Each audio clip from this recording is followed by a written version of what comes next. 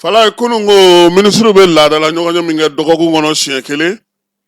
ale baara kɛra kunungo kuluba faama sigiyɔrɔ la n'o ye juma ye janvier kalo tile 23 san 2026 u ka laadala ɲɔgɔn ye so a ɲɛmaya tun bɛ maa min bolo o ye général d'armée Asimi Goyita ye sɛbɛnw kɛnɛ kan sa jateminɛw kɛlen u ye ɲɛbila sariya sɛbɛn dɔw olu ta min ye jɔyɔrɔ ye k'o di maa dɔw ma ministre ka baarakɛlaw ni baara bolodalenw u y'o kuma fana fɔ Fala ye ka kɛ ni ɲɛbila sariya sɛbɛnko hukumu kɔnɔna ye sa ministre Aliseni Sanu ale y'a yira sa ka fɔ ko jamana k'a bɛna minɛn dɔw sa Fala ye sugu bulon dɔ k'o dayɛlɛlen don ka kɛ ni minɛnsan ye ka di min ye mairie di district maaw ma a bɛ fɔ masa ko Bɛni ale ni camion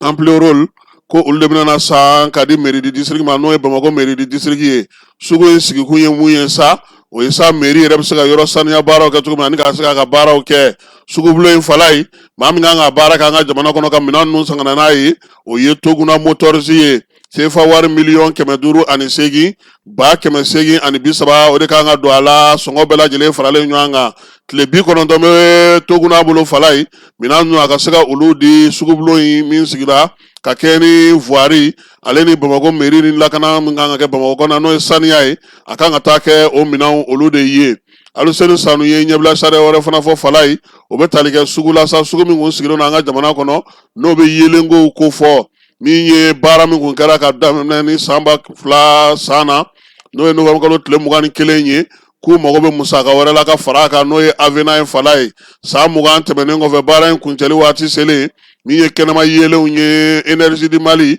ale min kan ka o baara kɛ Bamakɔ kɔnɔna na ni Mali fantan naani fɛ Aliseni Sanu ko sa k'u ka sɛbɛn kɔni ko a ye majɛ dɔw sɔrɔ degun dɔw yera baara la bi f'a ka kurakuraya o la sa a yirala k'a fɔ sa sariyaden min tun b'a ko kɔnɔna na n'o ye siginiden 5nan bɛ yen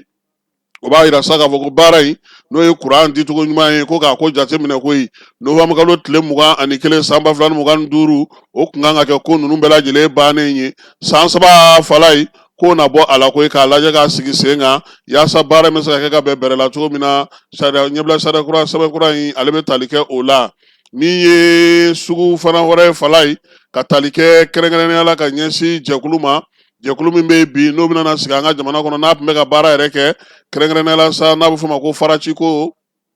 Faraciko in ale ye baarakɛyɔrɔ ye baarakɛyɔrɔ min bɛ dugu jukɔrɔ kabaw bɔ k'olu yɛlɛma ko ye Fala ye min ye an ka sanu ale bɔli sariya min bɛ yen n'o ye code minier o falenni min kɛra jagoya don sa fo min ye nin sinuwalakaw ka nin baarakɛjɛkulu in ye a fana taabolo n'a tabiyaw ka falen ka kɛ ni sariya kura in ye o hukumu kɔnɔna na sa gouvernement kɔni kun ye bɛnkan dɔ signé novembre kalo san 2024 kɔnɔna na a yɛrɛ sa k'a fɔ sa ko o bɛnkan in o bɛna n'a to bi sinuwaw kelen ka na kɛ niyɔrɔbatigi ye ko in na koyi min ye sariya kura min bɛ code ko kunna n'o ye code minier ye min ye sanu bɔcogo ɲuman ye an ka jamana kɔnɔ yan ko bɛna Mali kɛ niyɔrɔbatigi ye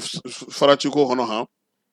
51 kɛmɛ sara la o bɛ kɛ Mali ta ye a tɔ sinuwaw ka Oximi ale ni Iwasa don o la ka kɛ ni yɛlɛma min donna an ka code minier sariyaw la jɔyɔrɔko ta fan fɛ minisiriso min bɛ mara kama boli kunna n'o y'an yɛrɛ terikɛ général de division Abdoulaye Mayiga ye Fala ye ale ye jɔyɔrɔ di maa dɔw ma inspecteur général de l'intérieur o ye Aïcha Traoré ye ale ye administrateur civil ye préfet ka maa ye ale ye min ye Sidi Mohamed El Bechir o fana ye administrateur ye préfet ka maa ye ale fana ye Mahamadou Kone ale fana ye administrateur civil ye olu bɛɛ lajɛlen conseil technique ye Fala ye préfet fana ka maa ye ale ye directeur de cabinet Nioro gouvernorat kɔnɔna Fala ye Mustafa Kante ale fana ye administrateur civil ye préfet ka maa ye ale ye directeur de cabinet min ye Joyila gouvernorat kɔnɔna na Musa Kulubali ale fana ye administrateur civil ye préfet ka maa ye ale fana ye min ye directeur de cabinet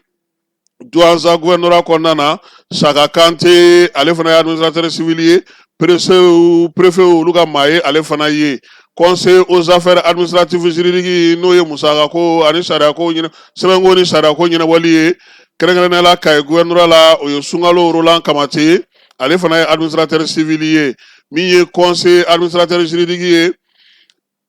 Joyila marabolo kɔnɔna Fala ye o ye Jinɛ Musa Jakite ale fana ye administrateur civil ye préfet ka maa ye ale ye conseil aux affaires économiques et financières n'u b'a fɔ ma ko KF Kidali région kɔnɔna na Malik Ag Atayer ale ingénieur ye sɛnɛ ale ni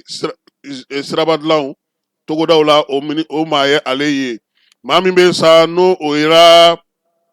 o taara ka kɛ douanza conseil économique et financier ye o ye mamadu boyasi ye ale fana ye ingénieur d'agriculture génie rural ye conseil sécurité ani protection civile minaka gouvernorat kɔnɔna na commandant Brema Kulibali ale taara ka k'o ye conseil sécurité civile min ye san gouvernorat kɔnɔna na o kɛra contrôleur principal de police Bugari Sidibe ye nin ye maaw ye maa minnu ye jɔyɔrɔ sɔrɔ kɛrɛnkɛrɛnnenya la minisiriso min bɛ mara kamabɔli ale hukumu kɔnɔna na an ka jamana ni jamana tɛ siranna bɔ minisiriso hukumu kɔnɔna na fala ye mali lasigidenso tripolikaw fɛ libi mara la colonel major Mauludu Uludu Mohamed Abdallah ale taara ka k'an ka lasigiden ye min ye Abdoulaye Diop ka minisiriso ale fɛ baara bolodaliw ni baarakɛlaw hukumu kɔnɔna na i b'a dɔn k'a fɔ ko ɲinansan min ye yɛrɛma hɔrɔnya kurakurali ye o san ɲɛnajɛw kɛra tako 4nan tako 4nan in sa ale kɔni kun bilara hukumu min kɔnɔna na an ka jɛ ka sini Mali k'o jɔli baaraw kɛ minisiriw ye baara mun k'o la marabolow kɔnɔna na sigidaw kɔnɔna na kalanko ta na sira fɛ drapeau yɛlɛw ni barosigiw bɛɛ lajɛlen janvier kalo tile 18 ko ko bɛɛ lajɛlen kun cɛra ni kunnafonidi ye min ye premier ministre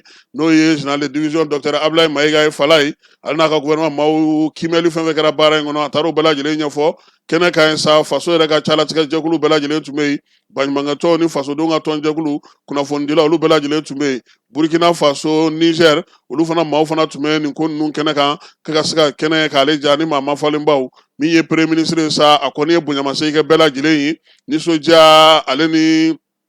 fasoden ɲumanya waleya minnu n'olu sera ka kɛ ka tila ka olu bɛɛ lajɛlen fɔ fala ye premier ministre kabi ko daminɛ don ni o ye janvier kalo tile 14 ye ale yɛrɛ tun bɛ maaw cɛla kɛrɛnkɛrɛnnenya la Mamadu Konate la wa a kun cɛli fana na min ye conférence de presse ye a y'o fana kɛ CICB ale kɔnɔna na ministre min bɛ kalanko kunna ale conseil de ministre ladɔnniya sa k'a jira sa fɔ ko kalan tɔgɔla don n'o o ye tako 8nan ye nin ye ale kan ka kɛ janvier kalo tile 23 min ye tako 8nan ye ka kalan don ba la yaasa hakilinaw ni miirina ɲuman bɛ se ka kɛ cogo min na sa ko don in k'a sigikun ye o ye yaasa min ye kalanko bɛ se ka sigi sen kan cogo min na ka maaw k'olu bila bɛn ni kelenya o kalan ɲinini na ka maaw bila sa ka se ka kalan ɲuman sɔrɔ cogo min na waati min b'an ka jamana kɔnɔ bi n'o kɔlɔlɔ t'an tɛ ka se ka o ɲɛfɔ min ye ɲinanta in ye ko a bɛna tali kɛ o la minisiri ale y'o fɔ minisiri min bɛ kɛnɛya ko kunna an ka jamana kɔnɔ ale conseil de ministre ladɔnniya sa k'a jira k'a fɔ ko bana min b'an fɛ yan fala ye n'o ye dengue bana ye e ko dɔ farala kan dɛ nɛnɛ bɛ o dɔ farala kan ka tɛmɛ dɔgɔkun tɛmɛnen ta in kan o la sa jamanakuntigi ko k'an ka hakili to an yɛrɛ la an ka tangalanw matarafa bana kunbɛn o ka fisa ni bana furakɛ ye min ye conseil de ministre ye sa ale sɛbɛn fa sirila kununko janvier kalo tile 23 secrétaire général du gouvernement fɛ Birama Kulibali ale ye chevalier de l'ordre national ye